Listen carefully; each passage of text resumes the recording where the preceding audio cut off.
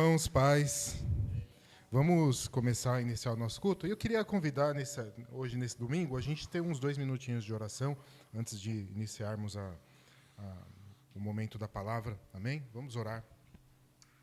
Amém, Jesus. Te louvamos, engrandecemos o teu santo nome, Senhor. Deus, nos reunimos aqui, Senhor, como comunidade Porto da Rocha. Isso simplesmente para simbolizar a reunião de uma família, mas que a nossa vida esteja fundada e firmada, Senhor, nas nossas relações e em tudo que fazemos e queremos construir para louvor do Teu santo nome, Senhor. Senhor, nós queremos lançar nossas orações e súplicas, porque somos orientados pelo Senhor a fazer dessa forma os nossos pedidos, daquilo que necessitamos, ó Deus, nesse ambiente, nesse lugar. Que o Senhor possa, ó Deus, prover o que é necessário, Senhor, para fazermos a obra, para que o Senhor, Deus, levante, ó Deus, trabalhadores, pessoas dispostas, que queiram, ó Deus, voluntariamente servir, ó Deus, neste lugar, com coração limpo, livre.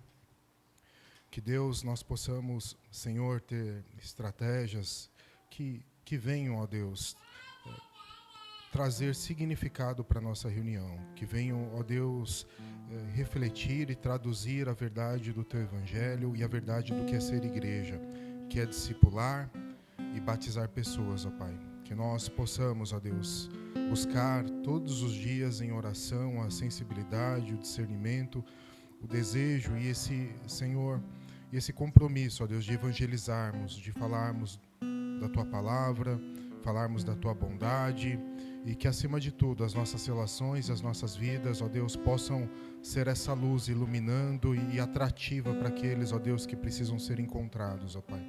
Nos ajuda, Senhor, nesse tempo, Deus. Não queremos ser apenas uma reunião de pessoas amigas que se gostam, mas queremos, ó Deus, realmente, Senhor, viver aquilo que é o centro do Evangelho, fazer discípulos, ó Deus. Nesse domingo nós vamos iniciar uma série, Senhor. Que os nossos olhos sejam abertos, nossos ouvidos sejam, ó Deus, desagravados, que a gente possa ouvir, que a gente possa, ó Deus, meditar e que a gente possa, Senhor, aprender e realmente aplicar tudo aquilo que for ministrado, Senhor. Nos encoraja, nos ajuda, nos desafia, nos inspira. Caminha conosco, Senhor, essa é a nossa oração, Pai. Oramos por aqueles que estão enfermos, aqueles que estão em casa. Que o Teu Espírito, Senhor, os alcance e faça, Senhor, a Tua obra. Traga cura, traga alívio, seja provisão emocional, provisão física. Que o Senhor possa agir na vida dos nossos irmãos nesse momento, Deus. Oramos pelos irmãos, ó Pai, que fazem parte dessa comunidade, alguns que já caminharam conosco e estão afastados. Que o Senhor possa, ó Deus, encorajá-los, ó Deus, a voltar a essa comunhão. Que possamos estar reunidos à mesa, ó Deus, compartilhando nossos desafios, nossas dores, nossas alegrias, mas acima de tudo, testemunhando de que o Senhor está conosco, Deus. Essa é a nossa oração, Jesus. Nessa manhã, Senhor, eu peço também, ó Deus, que a vida do Renato seja um instrumento de bênção na vida da igreja, que o Senhor possa, ó Deus, falar através da voz dele, de tudo que for ministrado nas canções. Que o Senhor derrame a Tua porção sobre nós, assim como na vida do Paulo também, Senhor.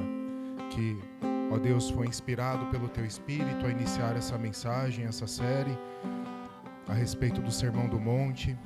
Que isso venha a ser um divisor de águas, assim como essa mensagem foi na história da humanidade. Que esse tempo seja um divisor de água em nossas vidas, ó Pai, na vida da comunidade Porto da Rocha, Senhor. É por isso que nós oramos nessa manhã, em nome de Jesus. Amém. Vamos ficar de pé. Queria trazer o texto de Tiago 1 para a gente fazer a abertura desse culto.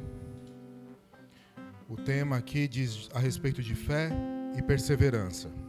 Tiago 1, a partir do versículo 2, fala assim: Meus irmãos, considerem motivo de grande alegria sempre que passarem por qualquer tipo de provação, pois sabem que, quando sua fé é provada, a perseverança tem a oportunidade de crescer. E é necessário que ela cresça, pois quando estiver plenamente desenvolvida, vocês serão maduros e completos, sem que nada lhes falte. Amém? É necessário que ela cresça, pois quando estiver plenamente desenvolvida, vocês serão maduros e completos, sem que nada lhes falte. Mais uma vez eu ouvi isso e gosto de repetir. Deus não resolve todos os nossos problemas, mas Ele é poderoso para nos resolver para qualquer tipo de problema, amém? Deus não resolve todos os nossos problemas, mas Ele nos resolve para enfrentar todos os tipos de problemas. Que a gente nessa manhã possa realmente meditar em tudo que for ministrado nesse lugar e que a gente possa sair daqui edificado realmente como igreja do Senhor.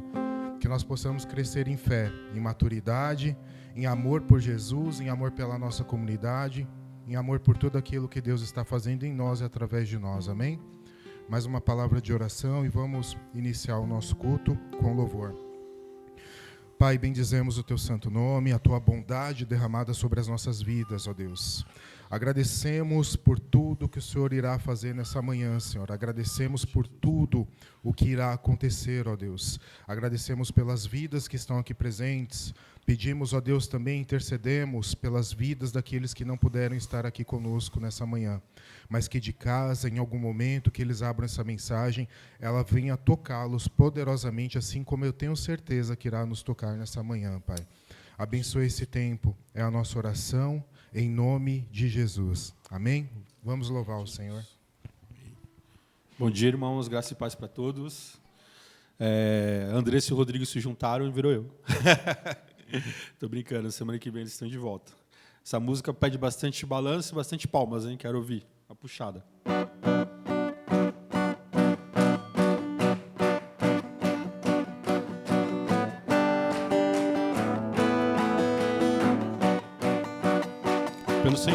Pelo Senhor, marchamos sim, seu exército poderoso é. Sua glória será vista em toda a terra.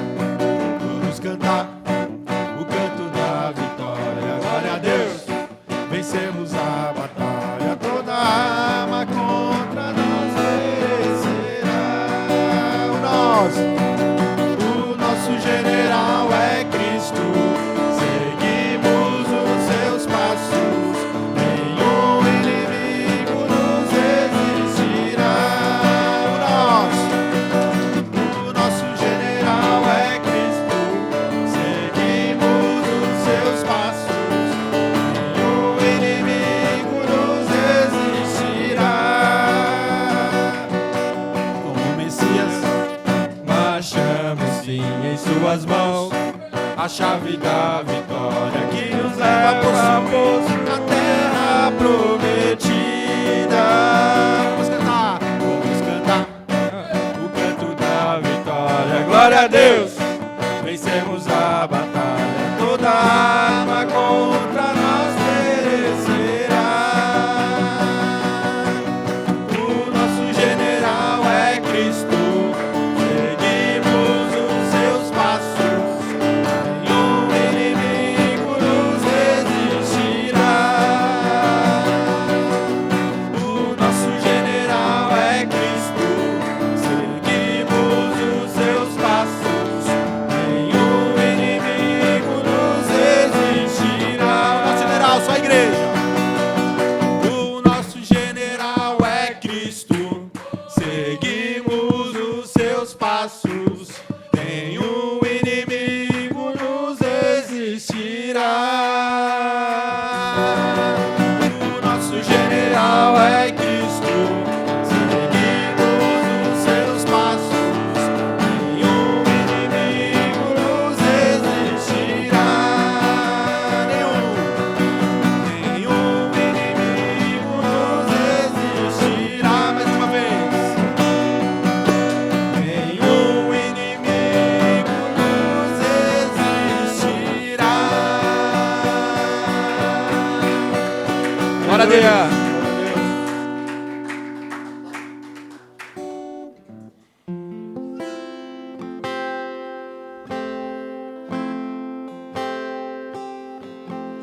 Que a gente possa entregar os nossos descansos ao nosso Deus, nos braços dele. Nosso Pai, nosso Consolador, nosso Ajudador. Nesse domingo a gente saiu de casa com nossos problemas, nossas dificuldades. Estamos aqui de pé para render graças, render louvor a Deus. Gratidão pela salvação, gratidão pela vida. Vamos cantar. Seguro estou nos braços daquele que nunca me deixou. Vocês, vai.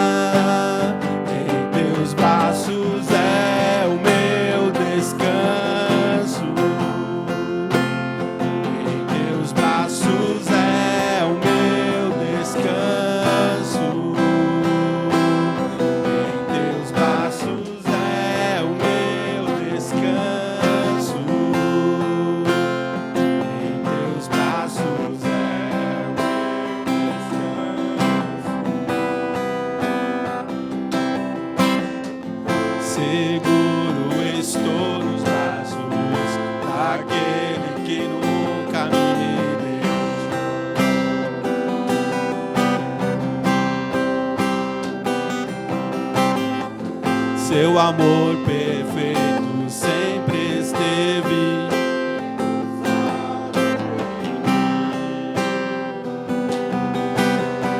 Se eu passar e se eu passar pelo vale, acharei conforto em meu amor, pois eu sei que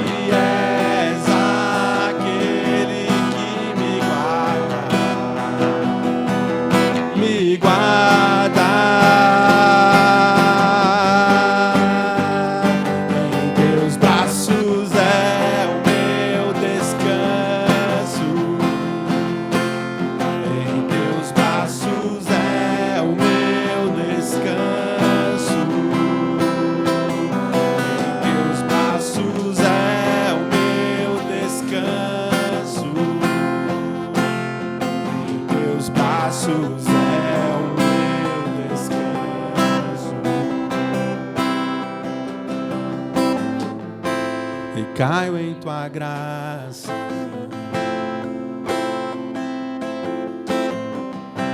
e caio de novo em tuas mãos, e caio em tua graça, e caio de novo em tuas mãos, recaio. Graça,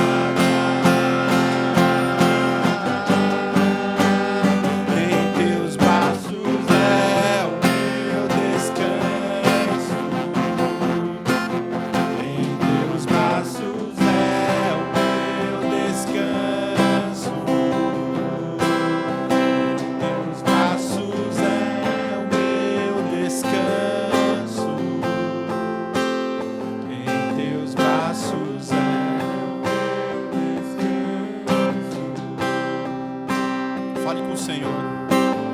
Aquilo que você precisa dele. As suas ansiedades, dificuldades, seus pecados. Coloque tudo nos pés do Senhor nessa manhã. Ele vai te ouvir, Ele está te ouvindo. A palavra de Deus diz que nós somos templo, morada do Espírito Santo. O Senhor habita em nós, o Senhor está dentro de nós. Recaio em tua graça,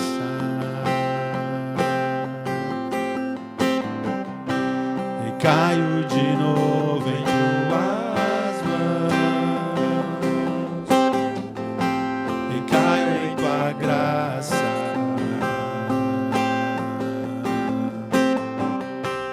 recaio de novo em tuas mãos.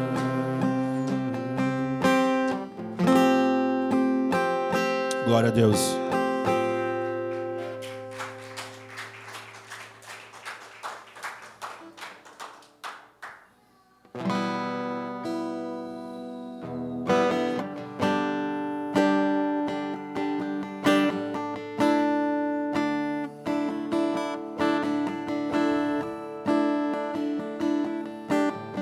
Vocês estão lendo a letra? Então me ajuda.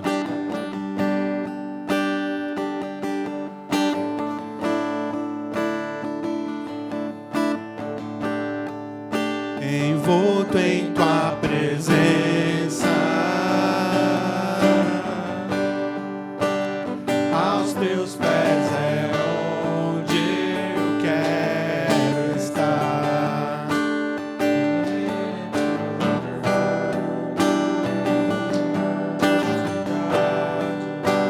Aqui quero ficar. Não vim atrás de bênçãos. Jesus, não deves nada para mim, mais do que tu podes fazer. Só quero a ti.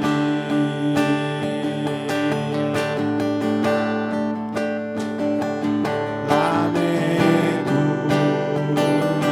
por viver indiferente. Lamento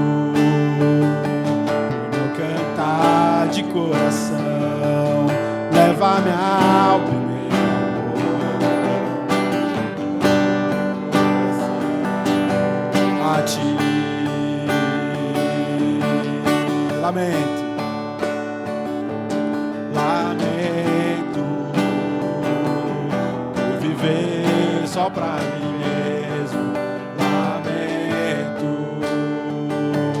por não ver que és meu sustento. Leva-me ao primeiro amor. Abro o meu coração a ti.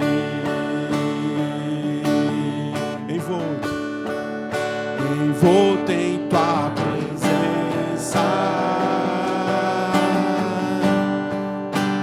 aos teus pés é onde eu quero estar, em meio à tua santidade. Aqui quero ficar. Não vim atrás de bênçãos. Atrás de bênçãos. Jesus, não deves nada para mim, mais do que tu podes fazer. Só quero a ti. Lamentamos, Senhor.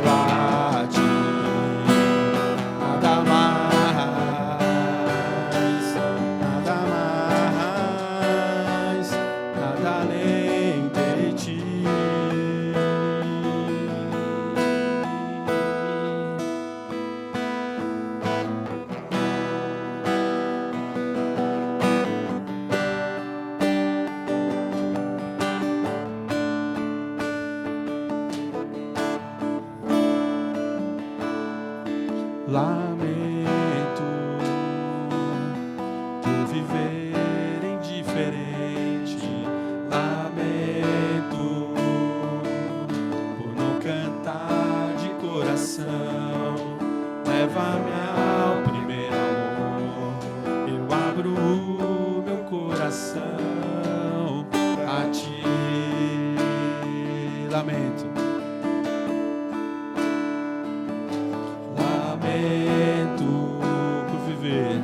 por viver só pra mim mesmo. Lamento por não ver que és meu sustento. Leva-me ao primeiro amor, eu abro o meu coração a ti. Diga ao Senhor que você só quer Ele. Oh, só quero a ti e nada mais, nada além de ti. Só quero a ti, nada mais, nada além de ti.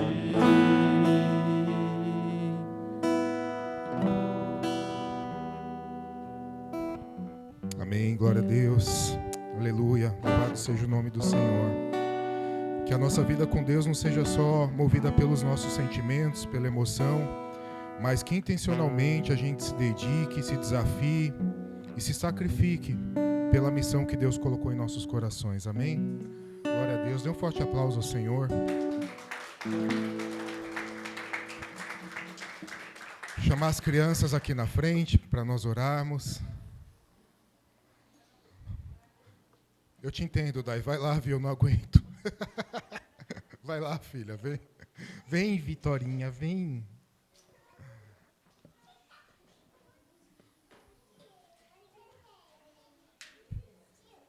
Oi.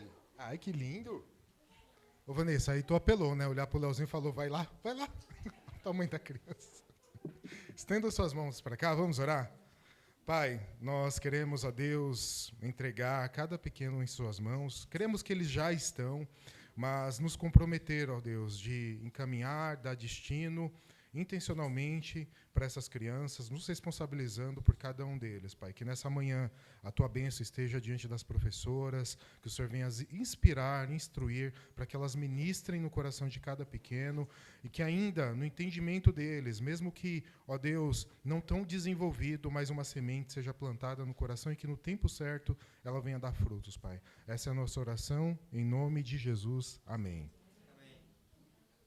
Podem ir lá, crianças. Bem que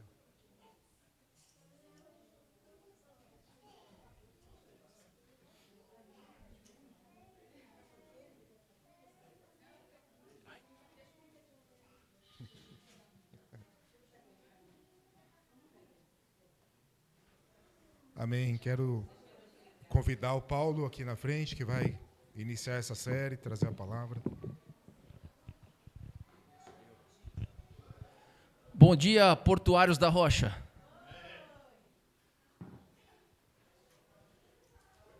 Portuários da Rocha. Essa eu gostei, do Lincoln que falou isso ontem, e eu falei, cara, não tinha pensado nisso. Muito bom. E aí, pessoal, bom dia. A gente vai começar hoje uma série, e fiquei muito feliz a gente fazer essa série sobre o Sermão do Monte, que vai de Mateus 5 até o final de Mateus 7. Então, são 3 capítulos inteiros que a gente vai trazer aqui, expor sobre isso que é a essência do Evangelho, a essência do cristianismo. Mas por que a gente decidiu, escolheu esse tema? Qual foi o motivador disso? Quando a gente estava replantando, ou plantando essa comunidade de portuários, a gente teve uma conversa rápida, não, mas qual que é a doutrina? O que a gente vai ser? A gente é reformado, depois pentecostal, e aí ficou a discussão, não, vamos expor isso à doutrina e a gente decide o que a gente quer. Vamos dizer que isso fosse possível. Vamos dizer que a gente chegasse aqui e a gente explanasse todas as doutrinas que existem, sobre todos os assuntos. Seria impossível, mas vamos dizer que seja possível. e aí a gente abrisse uma votação, do jeito que o pessoal gosta, né? A votação no grupo, e aí a gente abriria vários turnos de votação sobre todos os assuntos, né? Ia ser super divertido, ia ser muito legal. Não ia dar nenhum problema, certeza que não ia dar problema. E a gente ia decidir todas as doutrinas e a gente ia criar o bojo doutrinário da Igreja Pôr da Rocha. E vamos dizer que a gente escolhesse de cada ramo teológico os melhores aspectos de todos eles. A gente pudesse, ainda por cima, escolher os melhores e falar assim, caramba, agora a doutrina da Pôr da Rocha é a melhor doutrina teológica do que existe. A gente pegou o melhor dos reformados, a gente pegaria o melhor dos pentecostais, o melhor de tudo, e faria a nossa doutrina. Tudo isso não importaria. Tudo isso seria irrelevante e tudo isso seria um segundo momento. Não que isso não seria importante no futuro, mas a gente crê que o desenvolvimento teológico da igreja precisa passar por um primeiro passo que é o mais importante. O que é ser cristão? Eu gosto muito de estudar textos mais complexos. É uma mania, cada um tem a sua mania, né? Essa é a minha mania de gostar de ler isso. E aí, por esses dias, eu tinha alguns livros que eu não li, aí eu comecei a ler um livro sobre o Sermão da Planície, que é o referencial, o paralelo do Sermão do Monte, de Mateus 6, Mateus 5 a 7, que é Lucas 6, Sermão da Planície. E ali tem uma simplicidade, que é o sermão. Por mais que eu conhecesse o texto, por tanto tempo lendo outras coisas, eu me vi numa situação assim de tomar um baque naquela leitura. Quando eu parei para ler aquilo, eu falei, caramba, a palavra de Jesus é simples, mas não quer dizer que é fácil. Ela é simples, mas não é superficial, ela é profunda. E às vezes eu estava tão focado em tantas coisas mais complexas que muitas vezes não vai levar nada a lugar nenhum, que a gente esquece do básico, que é a essência do Evangelho. E o Sermão do Monte, ele é considerado como o manifesto do rei. É o manifesto do seu reinado. Quem são os súditos desse reinado? Ele vai falar assim, quem são os súditos? São esses aqui. O Sermão do Monte é tão importante que vamos dizer que se não existisse mais nada da Bíblia, só existisse o Sermão do Monte. Primeiro que seria muito fácil, né? Porque aí o crente não poderia falar que não lê a Bíblia, né? A Bíblia seria fininha, né? 3 capítulos. Mahatma Gandhi, um cristão, né? Brincadeira. Mahatma Gandhi, um hindu, ele falava assim, olha, se toda a Bíblia se perdesse, se sobrasse só o Sermão do Monte, já estaria tudo o que interessa ali. O Evangelho estaria ali. Ali é a essência. Ali o que, se tudo se perdesse e sobrasse isso, nada teria se perdido. Olha só que frase legal que ele disse. Então, para o cristão, é fundamental a gente ouvir essa mensagem. Porque aqui é o resumo do resumo. É o creme de la creme. É o essencial do que o cristão precisa saber e ser, do seu caráter, do seu interior. E a gente vai ver hoje que a primeira parte do Sermão do Monte, que é as bem-aventuranças, ela não está dizendo para você que você fazer algo vai se tornar. Ele está falando que se você for essas coisas, você é. Então ele está falando assim, olha, esse trecho aqui é o trecho que mostra quem são aqueles que são do meu reino. Então por isso que muitos, né, inclusive o John Stott, que foi o cara que mais é citado sobre o Sermão do Monte, ele fala que esse texto ele é contracultural. Por que é contracultural? Ele é contracultural naquele tempo e nos dias de hoje. Porque ele é contracultural porque ele vai contra o pensamento religioso onde eu tenho que fazer algo para ser alguma coisa. E ele é contracultural também para o pensamento gentil da época, como o pensamento não cristão de hoje, onde o que importa é ter poder, relevância e sucesso. Só que, infelizmente, a igreja brasileira ela só traduz isso, esse conceito cultural domina a igreja, e a igreja repete o mesmo discurso, que deveria ser contracultural. Então, hoje a gente vê numa igreja a pregação deturpada conforme a cultura ela ensinou para a própria igreja. E aí a gente só se mistura com o meio. Então, aqui ele traz, no Sermão do Monte, qual que é esse caráter do verdadeiro cristão. Qual que é o valor de ser um cristão de verdade. Só que para entender esse Sermão do Monte, a gente vai precisar fazer uma análise do contexto histórico. Porque a gente pegar um texto e transportar para os dias de hoje, dando um salto de 2000 anos, a gente tem grande chance de falar besteira aqui, bobagem. Então a gente tem que entender qual que é a mente do judeu do primeiro século, aquele público que estava ali. Para isso eu vou fazer uma leitura rápida, porque antes do Sermão do Monte, no capítulo 5 de Mateus, eu queria que vocês lessem comigo aqui o Mateus 5, de 23 em diante. Mateus 4, desculpa, de 23 em diante. Aqui fala o seguinte, eu vou ler na NVI, que eu prefiro mais a tradução da NVI para esse trecho. Jesus cura os enfermos. Jesus percorreu toda a região da Galileia, ensinando nas sinagogas, pregando o evangelho do reino e curando todas as enfermidades e doenças do meio do povo.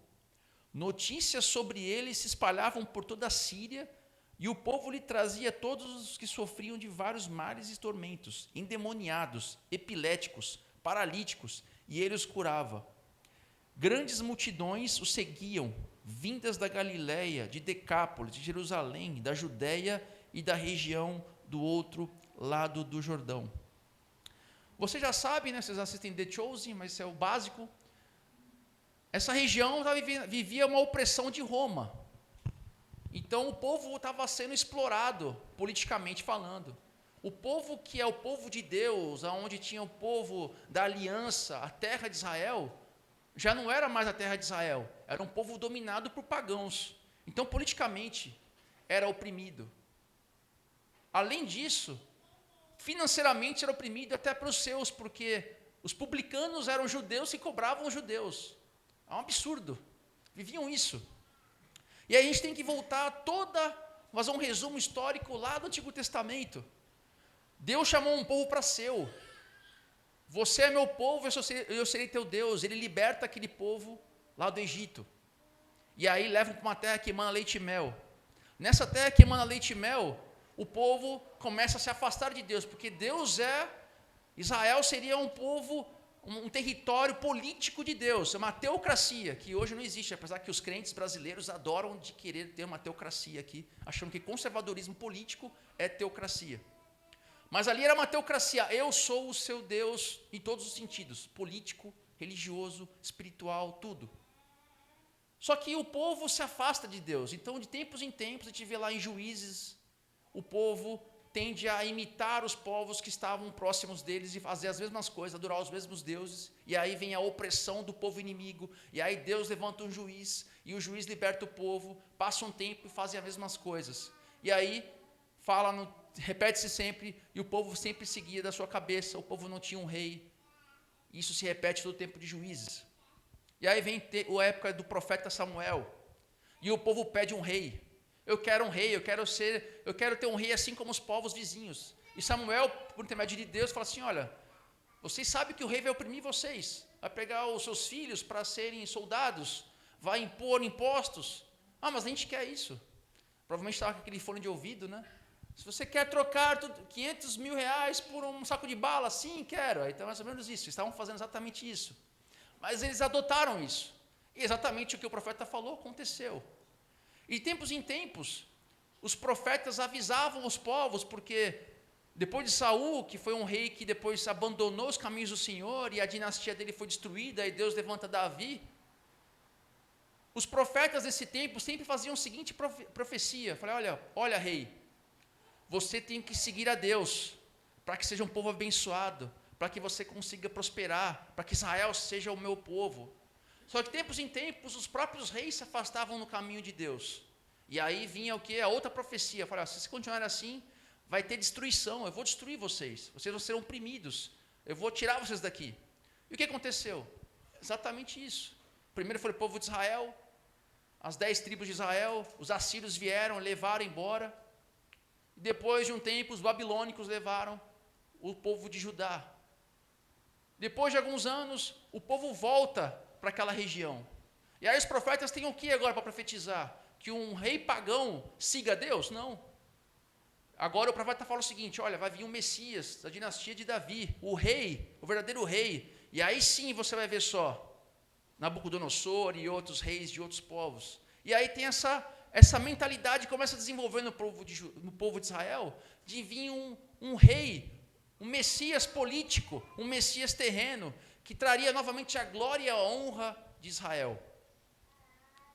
E aí, próximo à época de Jesus, a gente não tem na Bíblia isso, porque os textos de Malaquias são muito anteriores a isso, mas a gente vê Macabeus e outros escritos que não estão na Bíblia, mas são de interesse histórico para entender como é que o povo judeu pensava. Existia uma mente apocalíptica, escatológica, de que viria um rei terreno e aí sim estabeleceria o seu reinado na terra, onde todos os povos estariam submissos a Israel. Só que eles não viam isso na prática. Fala, caramba, a gente não está vendo isso na prática. Cadê isso? Cadê esse rei Messias, esse rei poderoso? A gente está aqui com Roma nos oprimindo, Roma nos sacrificando. O romano não é tão bonzinho assim como a gente vê na série The Chosen. Ele era maldoso, matava pessoas, estuprava, invadia sua casa, cobrava o que ele queria e não tinha como o que fazer ao contrário disso.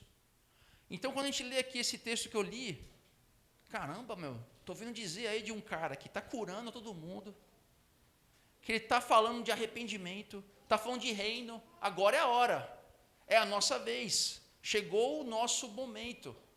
Outros messias vieram antes de Jesus, mas não um como ele. Esse parece ser o cara, esse parece ser o cara que vai trazer a nossa força, o nosso poder. Seremos Israel again, né? Novamente Israel, grande Israel novamente. E esse é o cenário que antecede o Sermão do Monte. Multidões se aglomeravam. Lê lá, Mateus, a gente vai ler daqui a pouquinho, Mateus 5 em diante. Uma multidão começa a seguir a Jesus, esperando o seguinte, caramba, eu vou conseguir ter esse povo novamente, eu vou conseguir ter essa terra novamente, a gente vai ser domínio, eu preciso estar perto desse cara.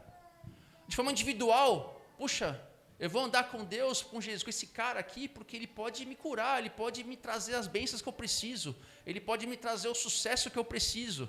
Então existia uma esperança individual e coletiva de que esse seria o verdadeiro rei político. Agora a gente vai. E próximo do rei, quem está próximo do rei vai se dar bem, não é verdade? A gente vê isso nos próprios discípulos. A gente vê João lá, os pais, assim, olha, façam que ele se sente à sua direita e à sua esquerda. Mal sabia que fazer isso era a pior coisa que eles poderiam, que eles iam sofrer da mesma forma que o mestre sofreu. Só que eles não sabiam disso. A gente está vendo uma série em retrospectiva. Então esse é o cenário. Multidões se aglomeravam ansiosas para ver Jesus, que desse o start do movimento político. Agora vai. Mas Jesus, ele vê aquela multidão, ele frustra todas as expectativas deles. Todas as expectativas humanas. E ele não desce esse monte para reunir uma tropa. Ele vai no monte, ele senta e ele ensina sobre a verdadeira cultura desse reino dele. Fala assim, vocês querem ser do meu reino? O meu reino é assim. E é o que a gente vai ler aqui, desse reino ponta cabeça. E eu vou ler aqui as bem-aventuranças, que é a primeira parte do Sermão do Monte. E hoje a gente vai focar especificamente de Mateus 5, de 1 a 3. Mas eu gostaria de ler toda essa primeira parte, que é muito importante para a gente poder trazer todo o conteúdo que a gente vai conversar hoje. Ao ver as multidões, Jesus subiu ao monte e sentou-se. Os seus discípulos aproximaram-se dele, e ele começou a ensiná-los, dizendo: Bem-aventurados os pobres em espírito, pois deles é o reino dos céus. Bem-aventurados os que choram, pois serão consolados. Bem-aventurados os humildes, pois receberão a terra por herança. Bem-aventurados os que têm fome e sede de justiça, pois serão satisfeitos. Bem-aventurados os misericordiosos, pois obterão misericórdia. Bem-aventurados os puros de coração, pois verão a Deus. Bem-aventurados os pacificadores, pois serão chamados filhos de Deus. Bem-aventurados os perseguidos por causa da justiça, pois deles é o reino dos céus. Bem-aventurados serão vocês quando por minha causa os insultarem, os perseguirem e mentindo disserem todo tipo de mal contra vocês. Alegrem-se e regozijem-se, porque grande é a sua recompensa nos céus, pois da mesma forma perseguiram os profetas que viveram antes de vocês. Então aqui a gente precisa começar hoje o cenário do Sermão do Monte, e a gente vai falar sobre a primeira bem-aventurança, que é o nome que traz hoje a mensagem. O nome da mensagem é: não tenho nada a oferecer. Não tenho nada a oferecer, o nome da mensagem. Na primeira parte, a gente vai falar do Mateus 5, de 1 a 2, que é esse início. Porque a Escritura, ela tem muitas coisas que são tipos que nos ensinam algo. Mateus, ele escreveu um evangelho para o judeu. Então, quando você lê Mateus, ele quer dar uma continuidade no Antigo Testamento. Lucas, diferentemente, ele escreve seu evangelho para o povo gentil, aquele povo que não conhece toda a história do povo de Israel. Então, Mateus, ele quer trazer uma continuidade do Antigo Testamento no Novo Testamento. Então, tem muita coisa aqui que a gente passa despercebido, mas tem grande importância. Então, por isso que o Sermão do Monte parece simples, mas essa simplicidade tem profundidade. Então, a primeira parte é o cenário do manifesto do rei. Vendo as multidões, Jesus subiu ao monte e se assentou. Como eu disse, Jesus estava bombando na popularidade. Todo mundo esperava que agora era a hora. Jesus estava pregando arrependimento, pregando curas. A gente viu isso no Mateus 4. Então, as pessoas estavam com grandes expectativas sobre Jesus. Esse é o Messias. Só que não é um Messias político. Até então, eles não entendiam isso. Não existia uma mente no pensamento judaico do próprio Deus encarnado vir salvar o povo. Não existia isso na mente judaica. Não existia essa mente de que viria o próprio Deus encarnado salvar o povo, espiritualmente falando. Então, Jesus aqui, ele não escolhe um local específico, um ponto estratégico para poder falar alguma coisa. Não. Ele sobe um monte. E se você ler despercebidamente isso, o que significa esse monte numa visão judaica do Antigo Testamento? Jesus, ele está fazendo-se como um novo Moisés. Jesus aqui é o noivo Moisés, ele está trazendo verdadeira legislação. Fala assim, olha povo, o que eu vou dizer agora vai ser superior a tudo que vocês já ouviram, porque eu sou acima da lei, eu vim trazer o verdadeiro significado da lei. Infelizmente, hoje a igreja evangélica, ou ela abdica da lei, a gente vive na graça, e como se o Antigo Testamento não existisse, isso é um absurdo, ou então a gente vive um legalismo, a gente traz um monte de coisa do templo, né? A gente traz a Arca da Aliança, você vê o cara pregando de menorá, você vê o cara com os diamantes aqui, urim, tumim, roupa sacerdotal. É uma confusão dos dois lados. Porque Jesus, em nenhum momento, ele nega a lei. Ele fala o seguinte, a lei tem um propósito, só que vocês não entenderam o objetivo da lei. Porque os fariseus, os religiosos, a gente vê o fariseu como um cara terrivelmente ruim, mas esse terrivelmente ruim tem um sentido, tem um motivo. Porque imagina você um povo, que em todo tempo Deus fala assim, você é meu povo, eu sou teu Deus, essa terra é sua. Só que o povo toda hora faz o quê? Abandona Deus. E eu falo, ó, vocês vão perder a terra de vocês. E o povo vai lá e peca novamente, e peca novamente, e peca novamente. Chega uma hora que o povo é mandado embora, porque um novo povo vai e os domina. E aí os fariseus que se iniciam na época dos textos intertestamentários, os fariseus falam assim, não chega, não aguento mais isso. A gente vai ser zeloso ao extremo para que isso nunca mais aconteça. E a gente consiga novamente a nossa terra. Então, o zelo farisaico é o zelo que, se eu fizer algo, se eu fizer mais e mais e mais, Deus virá e nos dará a bênção. Deus virá e nos tornará essa terra nossa novamente. Só que às vezes não sempre, eles impunham essa carga religiosa externa às pessoas, só que eles mesmos não cumpriam. Então o foco já não estava no caráter da lei, e sim no que a lei poderia me dar e me tornar algo. Então Jesus fala assim, cara, vocês estão fazendo tudo errado. A lei não quer te tornar algo, a lei te mostra o que você é. Então, quando a gente lê a Escritura, a gente tem que entender esses símbolos. Jesus sobe um monte. Mateus quer dizer o seguinte, olha, agora a gente tem um novo Moisés. E esse novo Moisés transcende a lei antiga. A lei agora terá um novo significado. É como se a gente tivesse a lei, bem parecido aqui nos dias de hoje, né? Só que deturpadamente, vou fazer a comparação.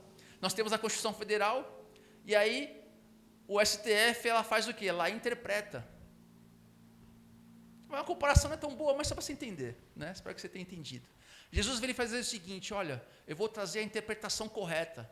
Eu vou além do que esses caras fizeram, mas não além que eu possa te fazer de uma forma que seja pesado. Eu vou além para te mostrar que eu sou aquele que cumpre a lei, e você estando comigo, você cumprirá a lei, porque eu sou maior que a lei. Então ele não escolhe uma praça, ele escolhe um monte. E ele não para por aqui, ele fala o seguinte: e se assentou. Passa despercebido, assentou. Qualquer lugar, você vai e senta. Mas se sentar, era um gesto do seguinte: olha, eu sou rabi, eu sou mestre, me escutem. É isso que quer dizer. Diferentemente do fariseu e escriba, que eram os caras que... O escriba era o estudioso da escritura e ele tinha o poder de ensino. Lembrando que isso é diferente do templo. Você vê lá no Antigo Testamento, não existe fariseu, não existe escriba, porque essa é uma estrutura que acontece no período entre o Antigo e o Novo Testamento, onde não tinha o templo. As pessoas criaram uma sinagoga. Então, os escribas eram os intérpretes da lei e os fariseus eram leigos, que também tinham esse esforço de aplicar, a interpretar a lei. A gente não está falando de templo. Então, o escriba, o fariseu, ele também era um expert, ele era um rabi, só que ele ensinava com base em alguma escola, ele ensinava com base de algum lugar, ou da tradição, ou de uma escola que ele tinha vindo. Jesus não. A autoridade é dele mesmo. Ele ensina por si só. A gente lê a escritura em retrospecto, mas imagina você, um rabi chega e fala por si só: eu sou autoridade. Ele não cita ninguém. Ele fala, se assentou e falou. Ele não trouxe um background, olha, minha escola, eu vim de tal lugar. Não. Ele veio trazer o ensino que é dele, porque ele é o Deus encarnado. Então, essa é a autoridade, que é superior à tradição, superior ao que a gente entende de lei. Então, ele vem trazer em seguida o que me torna o verdadeiro servo de Deus. E é uma parte interessante aqui que eu vou trazer uma prática muito legal para vocês. Seus discípulos aproximaram-se dele. A mensagem aqui não é para a multidão. A mensagem aqui é para os seus discípulos. Jesus olha a multidão e fala com os discípulos. O que isso nos ensina? Hoje a gente insiste em pregar moralidade para não crente. A gente quer empurrar a ladeira abaixo, moralidade. Olha, você tem que fazer isso, você tem que ser aquilo. E a gente impõe uma moralidade para o não crente, como se ele fizesse algo moral, se tornasse como eu. Mas isso não está certo. Esse é um caminho que Jesus nunca me ensinou. Jesus nunca ensinou para ensinar moralidade para quem não crê nele, porque não tem sentido. Só há sentido a moralidade porque há moralidade em Cristo. Mas se você parte do pressuposto da moralidade, quem é Cristo para ele? É um cara cheio de regras, é um cara cheio de normas, não há sentido na moralidade. Ou então você quer ensinar essa moralidade para dizer para esse não crente, olha, para ser salvo, você tem que fazer isso, isso, isso. Isso está errado. Se você fizer isso, você está fazendo qualquer outra religião por aí. Então o evangelicalismo se torna mais uma religião, aonde eu vou numa igreja, aonde eu cumpro requisitos e ritos, e aí eu consigo algo em troca de Deus. Você criou um ídolo com o mesmo nome de Deus. Então, Jesus é um ídolo hoje, porque não é o Jesus da Bíblia. Você criou um Jesus segundo a sua própria semelhança. Então, aqui, ele não está ensinando como se tornar ser cristão. Ele está falando o seguinte, aqui são os que já são cristãos. Quem é esses bem-aventurados? São os cristãos. Eu vou falar quem são eles. É isso que ele faz. Por isso que eu falei, quando eu li o Sermão da Planície, depois comecei a estudar o Sermão do Monte, eu tomei uma lapada, porque provavelmente eu sou um cara que estou na multidão. Porque se você analisar cada bem-aventurança, você fala assim, cara, não dá para continuar isso aqui. Se você olhar para a bem-aventurança como um ritual de moralidade, você vai falar o seguinte, cara, então eu não sou crente. Eu estou longe do evangelho. Então não importa se você é reformado, pentecostal, se você crê na perda da salvação, se você crê na eleição, né, Cláudio? Você crê num monte de coisa. Se você não entende a simplicidade do evangelho, que é isso aqui, que a gente vai conversar agora. E aqui eu pergunto para vocês, eu, lendo isso aqui, eu fiquei bastante atingido, porque, cara, eu acho que eu estou na multidão. Se não for pela graça de Deus me transformar e eu me tornar uma nova criatura, que a gente vai ver aqui, há grande chance de mais pessoas comigo estar nesse mesmo caminho. Então eu pergunto para vocês, será que você também não está do lado daqueles que ainda permanecem na multidão, que só ouvem a Jesus? Porque esse chamado aqui de Jesus não é um chamado a fazer, é um chamado a ser. E quando você lê essa identidade, né, esse passaporte do reinado de Cristo, essas bem-aventuranças, você fala assim, caramba, eu acho que eu estou na multidão, cara.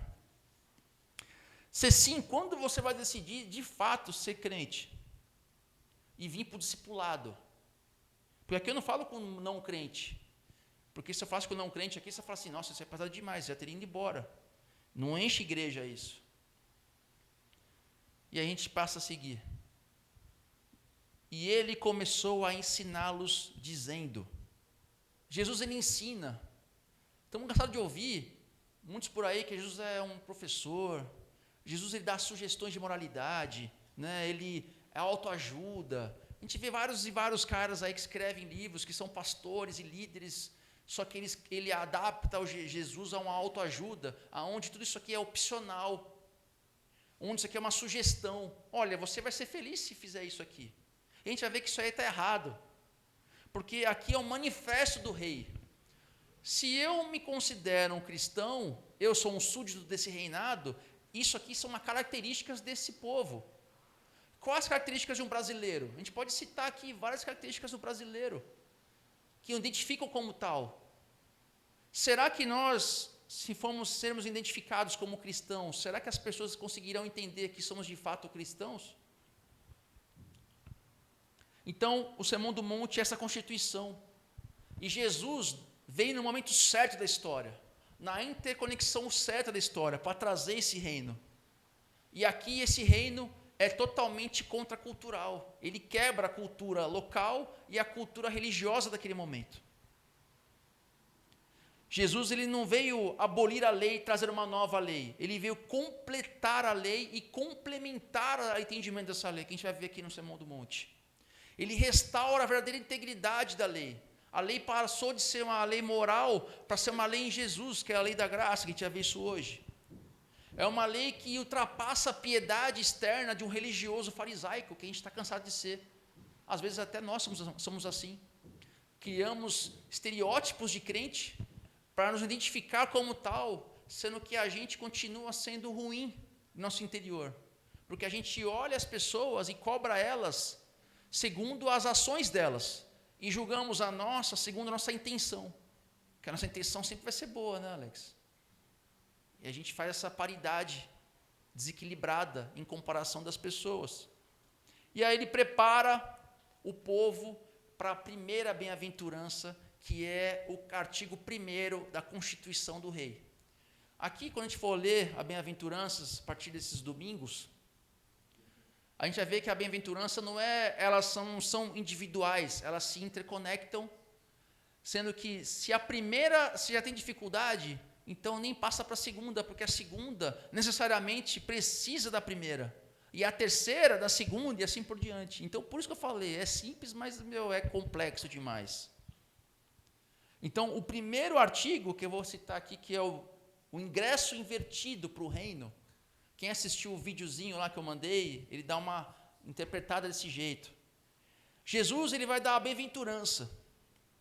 E ele fala, bem-aventurados. Aí o pessoal, puxa, que maravilha. Bem-aventurados. Algo feliz.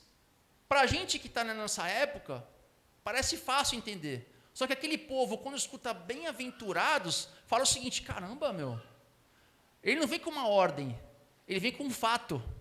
Ele não vem assim, não matarás, não furtarás, ou faça isso, faça aquilo. Ele fala, bem-aventurado é.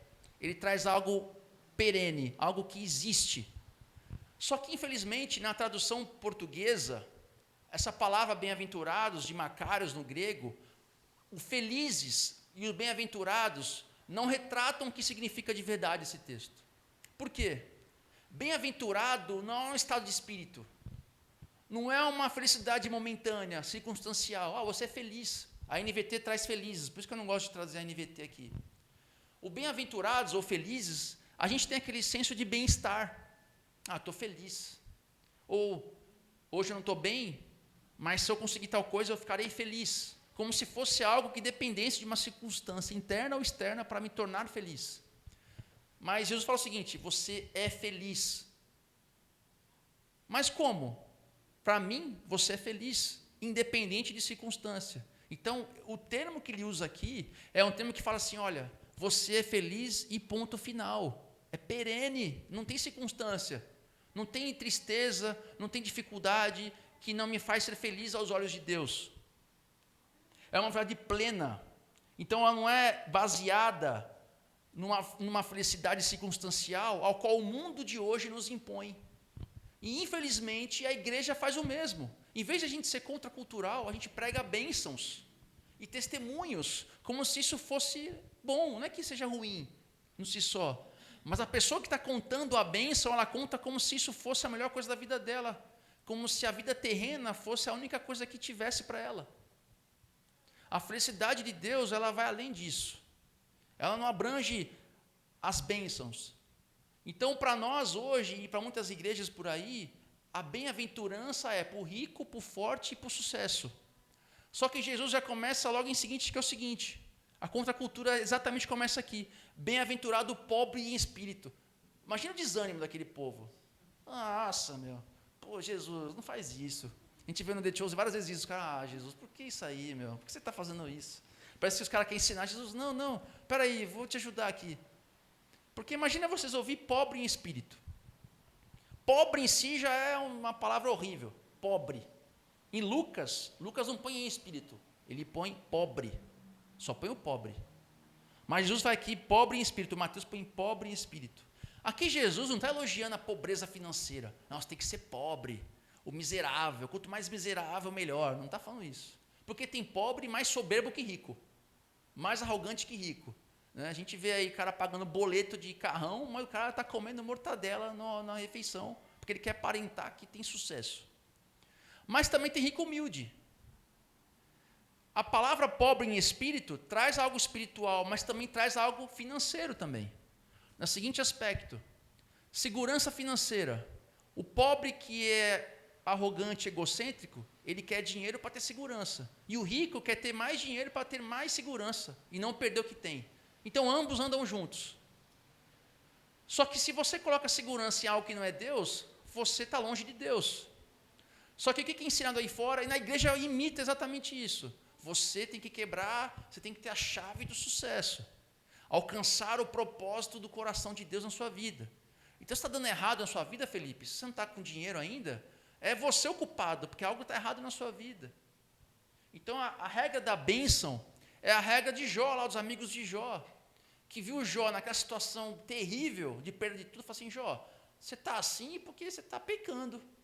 Simples assim. Se você estivesse voando, fazendo tudo certinho, as coisas de Deus aqui, dando dízimo, vindo na igreja, você estaria voando. Você está longe do propósito que Deus te deu, porque você é para ser cabeça, não é para ser cauda. Mas Jesus, ele quebra isso. Por isso que eu falo, não é possível a gente ter o Sermão do Monte, que não precisa ser um doutorado em ministério do Espírito Santo em Chicago, para entender. Porque pobre em espírito, vamos interpretar aqui, vamos ver, pobre em espírito, que no grego, não sei das contas, é pobre em espírito mesmo. Quando a gente vai ler, tudo é pobre em espírito. Só que a palavra pobre em espírito, essa pobreza, cara, não é uma pobreza de ser só pobrezinho. É pobreza de ser mendigo. É de se sentir que não tem nada. É de sentir que é totalmente dependente de algo. É a mesma palavra utilizada naquele texto de mendigo Lázaro e o rico. Então, o mendigo Lázaro, ele era pobre nesse pobre aqui. Era o cara que não tinha nada, dependia tudo de algo. É o cara que tem pouco, não é a pessoa que tem pouco, é a pessoa que não tem nada. E é a pessoa que não tem nada e sabe disso. Infelizmente, tem muito pobre que não tem nada, mas acha que tem alguma coisa, que é alguma coisa. Ou rico, que também acha que é alguma coisa porque ele tem dinheiro. Então, apesar de não ser financeiro aqui, também é financeiro. Porque Jesus fala o seguinte, ele é o caminho e ele é a porta. Ele fala que o rico dificilmente nada no céu, porque a segurança, muitas vezes o dinheiro é o seu Deus. E às vezes, por ser o seu Deus, ele jamais vai se sentir numa necessidade extrema de colocar toda a sua dependência em Deus. O pobre tem mais chance disso. Porque o pobre não tem nada, ele não vê nada, ele não tem esperança para nada. Ele fala assim, cara, se não for Deus, eu não vou sair dessa circunstância. Então, esse é o comparativo. Será que você tem sido pobre em espírito nesse nível? Será que você admite ser um mendigo espiritual, nada em minhas mãos eu trago. Será que você e eu somos uma pessoa que se sente totalmente vazia de si mesmo, que não tem autoridade nenhuma para exigir nada de Deus? Quem é você para falar, Deus, eu declaro, Deus, eu determino? Quem é você para falar isso? Quem é para você para falar que determina algo de Deus? Se alguém não se sente na presença de Deus, em total estado de insignificância e miséria espiritual, significa que essa pessoa nunca esteve de fato na presença de Deus. Essa bem-aventurança está totalmente contraposta ao orgulho e soberba, justiça própria. Cara, a primeira aqui já fala, meu Deus do céu, eu já vou lá, eu fico na multidão, na última fileira, porque a gente só escuta coisa boa de Jesus, Jesus confortável, Jesus fofinho, Jesus está comigo, e você vem e chora no culto. Mas aqui ele fala, cara, se você não se sente um mendigo na presença de Deus, onde você não pode exigir nada e você não tem nada, quem é você para perto de Deus? A parábola do fariseu e publicano, em Lucas 18, retrata isso aqui. Por quê? O fariseu chega na presença de Deus, todo autossuficiente, fala assim, olha, eu não sou como o publicano aqui, ó. Eu faço isso, eu faço aquilo, eu não sou como uma mulher, eu não sou... Porque assim, ele se sentia alguma coisa. O publicano, que era um cara que cobrava impostos do próprio povo, era o cara odiado ao extremo, que vocês sabem muito bem disso. Ele fala, olha, ser propício a mim, pecador. Ou seja, ele fala assim, cara, ele não tinha coragem de levantar os olhos a Deus. Quem saiu justificado dessas orações? O fariseu, onde as pessoas olhavam na rua e falavam, olha, esse cara é abençoado, ele é um homem de Deus. Olha, o pastor, olha, esse cara é bom, hein? Olha, esse cara é santo, ele prega bonito, olha. Ou esse publicano, onde você ia lá pagar o imposto, você provavelmente queria cuspir na cara dele. É um cara que você via atravessando a rua e fala assim, cara, se marcar a toca, eu passo em cima. Quem saiu de lá justificado foi o publicano, porque ele viu no coração do homem uma autossuficiência que não existia. Ele colocou Deus como a sua maior suficiência. Ele se colocou como um mendigo na presença de Deus. E aí eu venho aqui para a continuação. Pois deles é o reino dos céus. Por que os pobres em espírito são bem-aventurados? Porque deles é. Não é que deles será. O deles é. Olha só que grande inversão de valores. A gente prega no mundo hoje que feliz quem é quem? É poderoso, ou se não é poderoso, está perto de quem tem poder. Ninguém quer ficar do lado dos fracos, dos pobres, dos aleijados. Você quer ficar perto de quem tem poder, ou você ser essa pessoa de poder. Só que aqui Jesus fala assim, não, feliz é quem é pobre. Que na visão daquele povo é o não abençoado, é o que está em pecado. Esse é o verdadeiro feliz. É o que é mendigo na presença de Deus. E esse verbo utilizado aqui, deles é, Jesus fala o seguinte, olha, a porta de entrada no reino dos céus, que é o reino de Deus, é ser pobre em espírito. Então, se você não é um pobre em espírito, se você tem um coração egocêntrico, se você se auto-justifica, se você não se sente totalmente dependente de Deus, você não tem o reino dos céus. E aqui na bem-aventurança só tem 2 casos de quem tem o reino dos céus. Deixa eu só voltar aqui qual que é. Filho de Deus, pacificadores, terão misericórdia, satisfeitos. Além dos pobres em espírito. Caramba, não estou achando. Os perseguidos por causa da justiça. Os pobres em espírito e os perseguidos por causa da justiça, deles é o reino dos céus. Se não fosse já difícil ser pobre em espírito, quanto mais ser perseguido por causa da justiça. A gente está tão imerso, tão misturado, tão igual a todo mundo, que para você a justiça é igual à justiça do mundo. Não estou falando para você ser aquele crente mané, que acha que ser justiça segundo Deus é evitar algumas coisas que se aparentam do mundo. Não é isso. É você fazer diferença com seus atos, pensamentos e reflexão da realidade. É isso que é ser um servo de Deus. Então, Jesus fala o seguinte, olha, deles é. é a porta de entrada. Se você não é um pobre em espírito, você não faz o próximo, que é chorar. Somente um pobre em espírito chora. Só que a gente vai ver isso hoje, a gente vai ver isso na próxima vez. E a aplicação disso tudo? Como a gente viu, a bem-aventurança não é uma aplicação pessoal, opcional, uma sugestão, autoajuda, um livro de 7 passos, não é isso. É o retrato de quem é crente. Você é crente, você é feliz porque você é crente que é assim e o reino dos céus é seu. Você não tomou posse do reino dos céus. É seu porque você é assim. E aqui tem duas aplicações para nós sobre esse texto hoje. A primeira é: a humilhação moral é um requisito inegociável. O primeiro degrau das bem-aventuranças é você se identificar como um dependente total de Deus. Ou seja, o seu egocentrismo, o seu ego tem que estar embaixo para você se depender de Deus. E eu estou longe disso aí. Se nós não tivermos, aí isso aqui eu falo pela coletividade, né? Só um parênteses. Às vezes a gente tende a entender que o relacionamento com Deus é individual. Eu preciso fazer isso, preciso fazer aquilo. Só que existe um âmbito coletivo.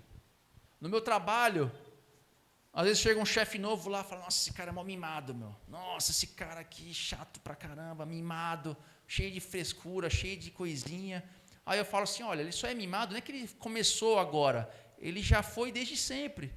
E aí ele foi só sendo mimado, e quando ele chegou num nível onde não tem ninguém mais para falar o seguinte: abaixa a sua bola aí que você é ninguém, ele só vai expor aquilo que ele já tem se tornado com o tempo.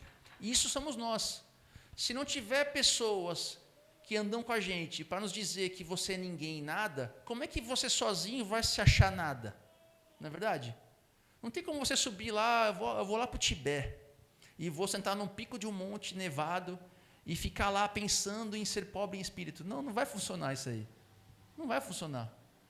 Você precisa de pessoas que são chatas, são legais, que andam com você, para que você consiga desenvolver isso. A pessoa fale para você assim: olha, Roberta, abaixa a bola aí, Roberta. Você está se achando muito, você não é nada aqui na fila do pão. E a igreja, ela repete o inverso, porque a gente começa a achar que tem pessoas melhores que as outras. O pastor está falando, olha, ele falou um negócio assim, meu Deus, é santo. O cara também é mal-humorado e também tem mania. Se deixar, o cara vai ser mais um chefe chato que quer pagar sapo aqui, porque não tem ninguém para baixar a bola. Você é pastor, mas você não é melhor que ninguém. Paulo, você é do conselho, que nome que tem, bonito, que criar no futuro? Presbítero, ancião, sei lá o que for criar. Se deixar, eu vou pagar sapo também, cara, porque eu sou ser humano. Eu sou egocêntrico no mesmo nível que qualquer um de vocês. Só que se a gente não tiver uma coletividade de irmãos onde um abaixa a bola do outro, como é que você vai se sentir pobre em espírito, individual, somente sozinho? Qual o lugar aí fora no mundo onde as pessoas vão fazer você abaixar a bola segundo os princípios de Deus? Talvez ela vai querer só fazer isso para você, para te diminuir, passar a perna em você e conseguir o seu lugar. Ela não está preocupada com a sua mudança de caráter, ela está preocupada com o seu lugar.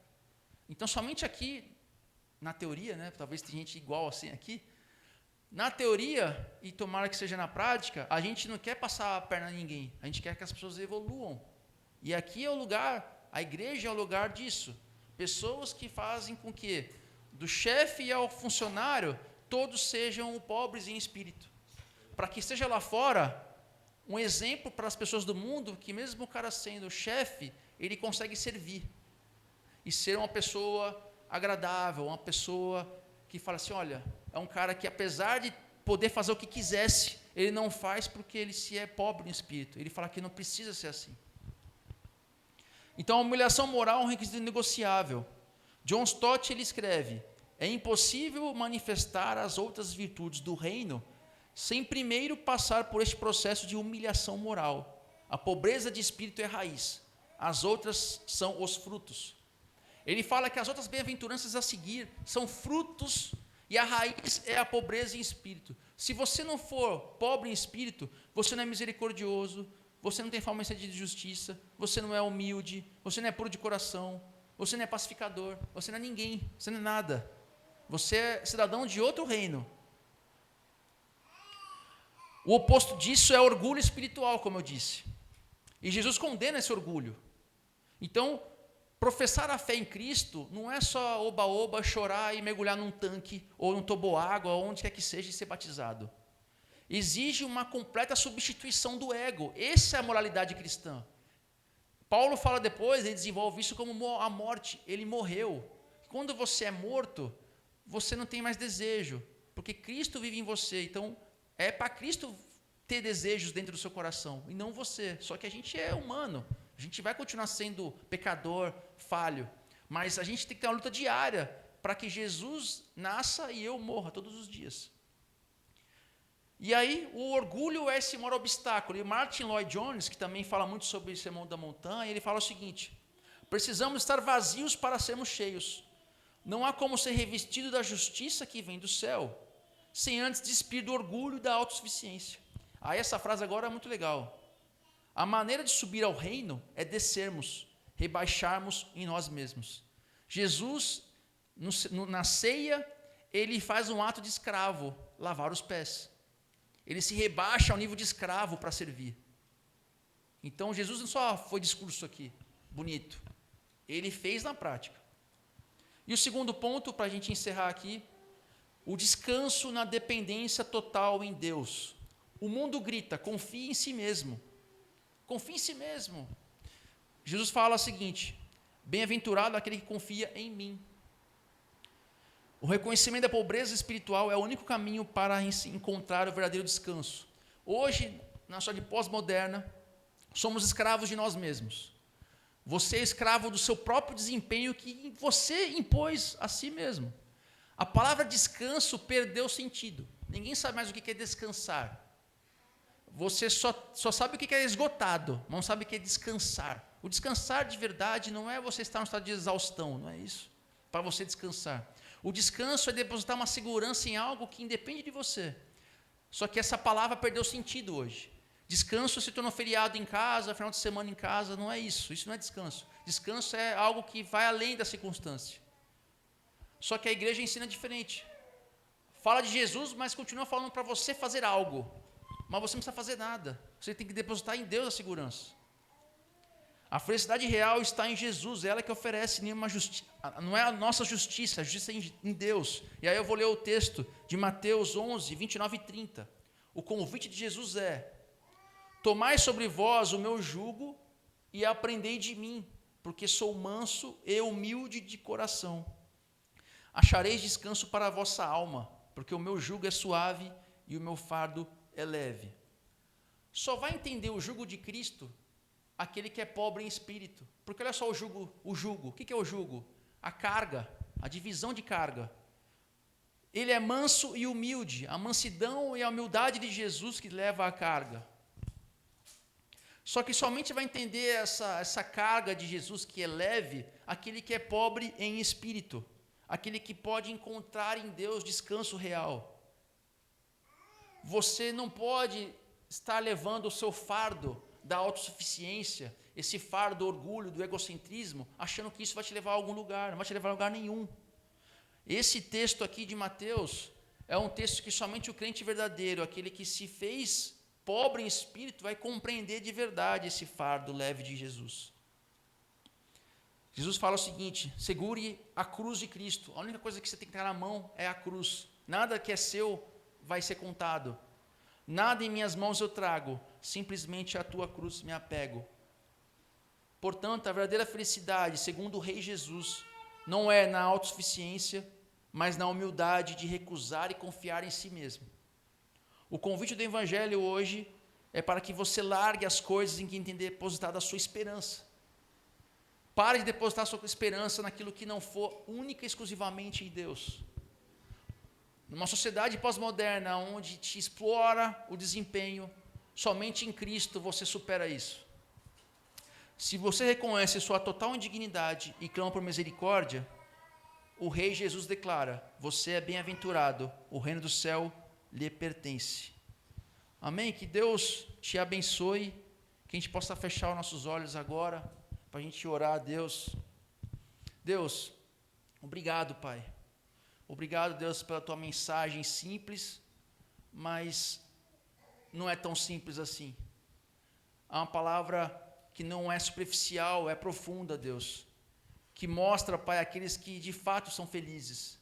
Nós somos como aquele rato de laboratório que corre atrás de si mesmo, querendo buscar alguma coisa de Ti, querendo mostrar alguma coisa a Ti, como se algo que fizéssemos pudesse Te agradar, ou se algo que fizéssemos pudesse Te entristecer. Se não andamos contigo, Pai, nada disso tem valor.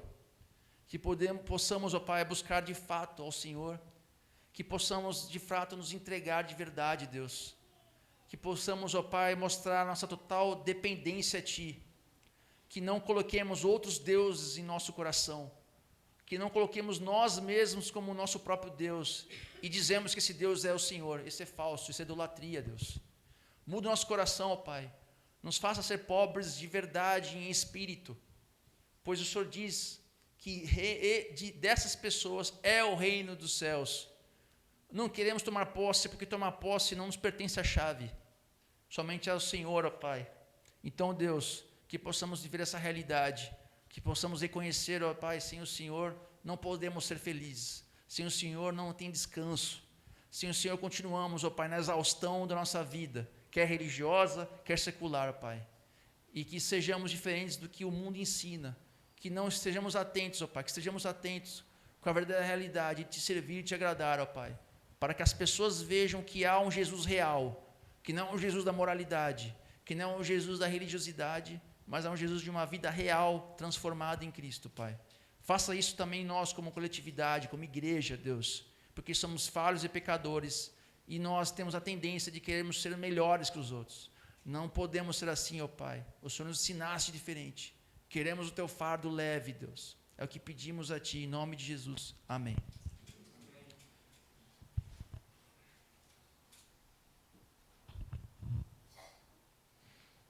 Amém. Glória a Deus. Quem foi abençoado nessa manhã com essa palavra? Muito bom. Essa série ela continua, né, e vai continuar por um bom tempo, né, porque o Sermão do Monte ele traz várias camadas e nós aqui estamos reunidos do conselho pensando em igreja durante todas as semanas, né? Talvez os irmãos não vejam esse movimento, mas a gente tem discutido bastante quais serão os próximos passos, inclusive até como é que a gente está implementando esse Sermão do Monte, e nós acordamos, depois de muita discussão, que é esse desafio dos egos, né, de entender o que é melhor, qual a melhor prática. São pessoas com pensamentos diversos, né? Eu preguei isso no domingo passado, falando que a igreja ela é formada por pedras, e pedras não têm a mesma forma. Mas através de Cristo a gente consegue ter uma uniformidade, respeitando a individualidade de cada um, porque a gente tem o mesmo alvo, né? Então, nos domingos de cultos com temas, por exemplo, o culto de ceia, um culto de Natal, nós não teremos a série. Será uma mensagem diferente da série do Sermão do Monte, né? No próximo domingo é o Renato que irá trazer essa mensagem, até para que a gente dê, de certa forma, uma flexibilidade para algo que Deus queira falar ao nosso coração que não esteja dentro do Sermão do Monte, né? Talvez as pessoas mais conservadoras em termos de teologia, não, mas não tem isso, essa coisa sentir no coração, mas o sentir no coração, quando está alinhado com algo que realmente seja uma necessidade da igreja, da comunidade, vem de Deus. Então a gente precisa, né, eu falo, o Espírito Santo ele precisa ter essa liberdade de agir no nosso coração e no nosso meio. Amém?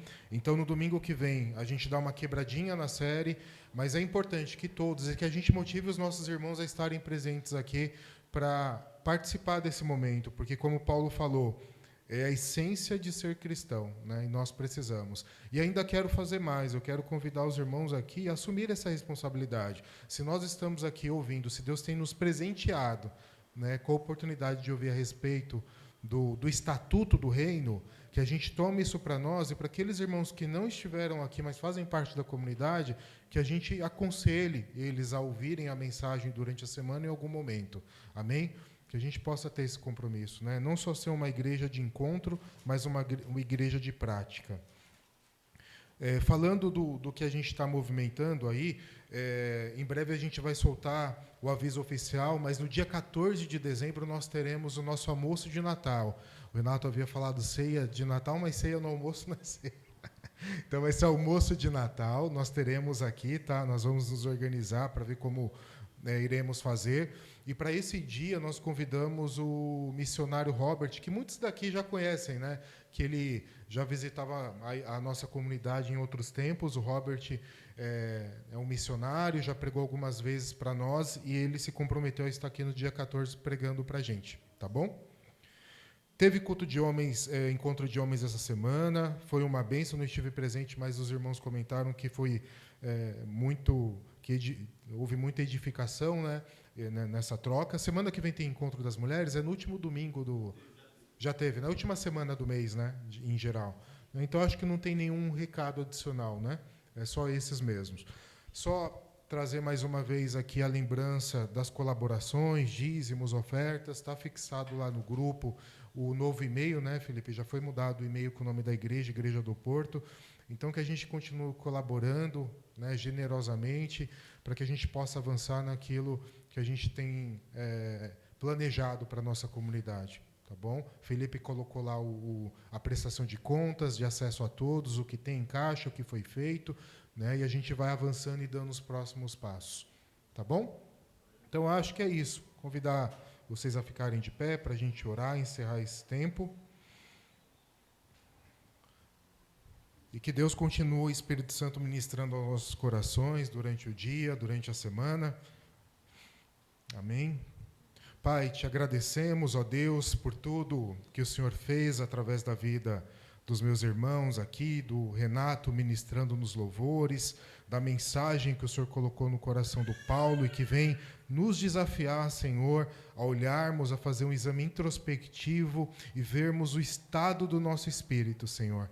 A nossa oração e o nosso desejo, Pai, é que venhamos estar alinhados com o que foi proclamado nessa manhã. E sermos, ó Deus, pobres em espírito, que toda a nossa dependência esteja no Senhor. Ainda que talvez na nossa cabeça nós tenhamos alguma capacidade, tenhamos algum mérito, nós queremos, ó Deus, nos esvaziar de tudo isso e depositar totalmente e plenamente a nossa confiança em quem o Senhor é, em tudo que o Senhor irá fazer, em tudo que o Senhor irá cumprir em nossas vidas, Pai. Te agradecemos, te bendizemos, no nome santo de Jesus. Amém. Glória a Deus. Tem cafezinho lá fora, bolacha, não saia correndo, que a gente possa ter um momento de comunhão.